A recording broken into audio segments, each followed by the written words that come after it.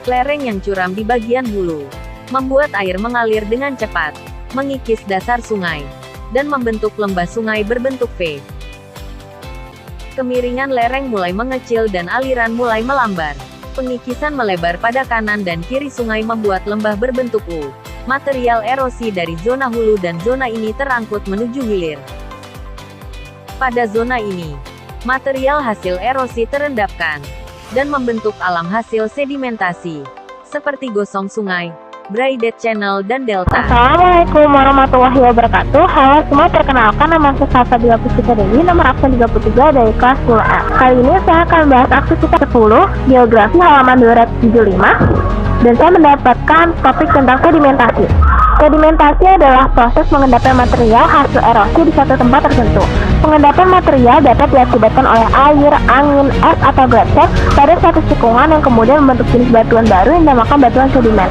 Endapan-endapan yang terkumpul menjadi batuan baru terdiri dari komponen abiotik seperti tanah dan pasir yang berasal dari pelumpukan atau pengikisan dalam jangka waktu yang lama. Material hasil erosi mengalami pengendapan. Contohnya daerah endapan di muara sungai yang berbentuk delta, sedangkan sedimentasi yang dibawa angin disebut sebagai sedimentasi aerolis, seperti yang terjadi di gurun pasir dan gundukan pasir. Pertanyaan nomor 3 yaitu tentang apa penyebab dari sedimentasi. Faktor yang mendorong terjadinya sedimentasi yaitu yang pertama material yang menjadi bahan endapan seperti debu, pasir, tanah, dan lainnya. Yang kedua terdapat lingkungan pengendapan baik berupa daratan, laut, dan transisi. Yang ketiga perpindahan material sedimen dapat disebabkan oleh air, angin, es, atau gletser. Yang keempat pengendapan terjadi karena perubahan atau perbedaan arus dan gaya. Yang kelima terjadi retrosement atau penggantian serta rekristalisasi atau perubahan material. Yang keenam diagnosis yaitu perubahan yang terjadi ketika pengendapan baik secara kimia atau fisika. 7. Kompaksi yaitu adanya gaya berat dari material sedimen sehingga volume sedimen berkurang. Yang ke-8 litifikasi yaitu adanya kompaksi atau pemadatan secara terus-menerus sehingga sedimen mengeras. Selanjutnya ada pertanyaan, apa pengaruh dari terjadinya sedimentasi kepada flora, fauna, dan manusia?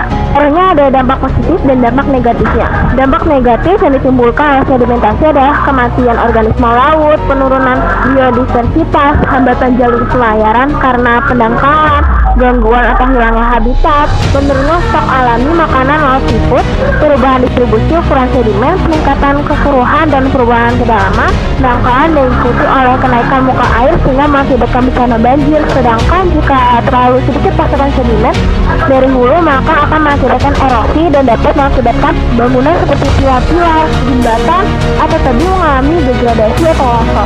Positif dari sedimentasi yaitu pemanfaatan endapan pasir yang digunakan sebagai bahan material bangunan. Selain itu kandungan mineralnya dapat menyuburkan biota sungai dan sekitarnya.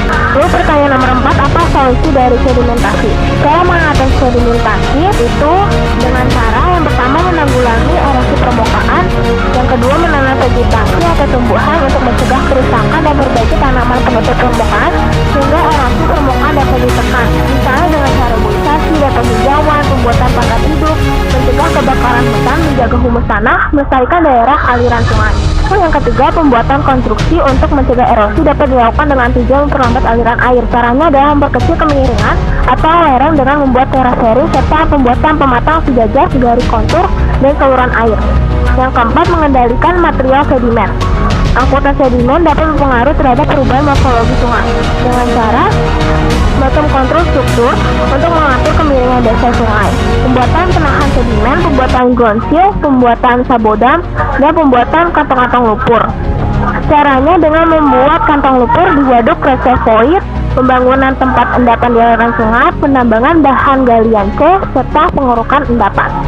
Sekian dari saya, kurang lebihnya mohon maaf. Wassalamualaikum warahmatullahi wabarakatuh.